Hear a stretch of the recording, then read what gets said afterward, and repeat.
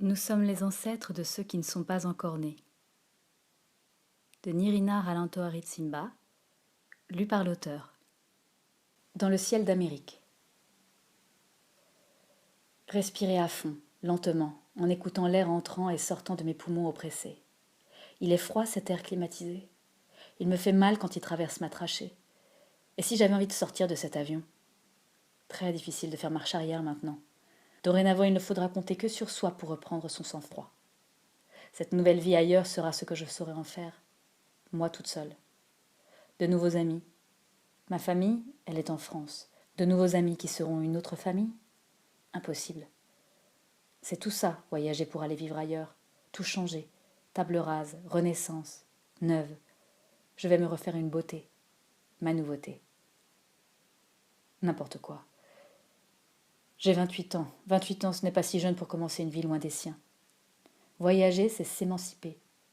Je vois encore tes lèvres moralisatrices prononcer ces mots, Flora. Toi, mademoiselle la faiseuse de maximes et sentences.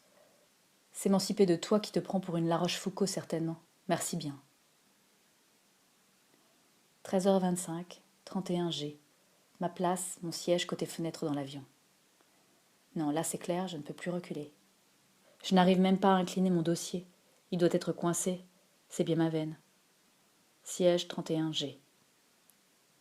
Ils m'ont fait attendre après la porte vitrée pour que je sois fouillée. La douane américaine. Je ne sais pas, je n'ai rien compris de leur anglais. Ça promet. Heureusement que je pars enseigner le français. Finalement, ils n'ont pas eu le temps de regarder ce que j'avais dans toutes les poches de mon sac, celui que j'ai sélectionné parmi mes dizaines de sacs. L'heureux élu, mon compagnon de voyage. Au moins lui, il ne m'assommera pas de sentence à la con. Ma famille doit être rentrée à la maison à 7h.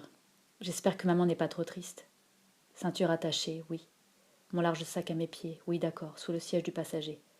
Elles n'en ont pas marre, les hôtesses, de poser les mêmes questions, d'expliquer les mêmes instructions. Sale odeur de pied de mon voisin dont j'espère qu'il ne ziote pas ce que j'écris pour essayer d'échapper au néant. J'espère que c'est un de ces Américains qui ne savent pas parler français. Tu m'avais dit d'un ton désinvolte, je me souviens. En Amérique, rares sont les gens qui connaissent autre chose que l'anglais. Tu m'as encouragé à partir, mais tu méprises la destination que j'ai choisie, Flora, c'est ça? La carte de notre beau monde est devant moi, sur le petit écran encastré dans le dossier de siège devant. Ce passager devant moi, c'est peut-être celui-là en fait qui pue des pieds, mais pas celui de gauche.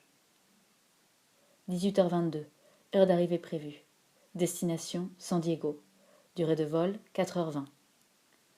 Traversée du continent américain. Première fois que je fais cette traversée. Je me demande dans quel état je ferai le trajet retour. Quand d'ailleurs ce retour? Je vais arrêter de t'écrire, pour respirer un grand coup. Écrire dans mon état, ça ne sert à rien. Ni non.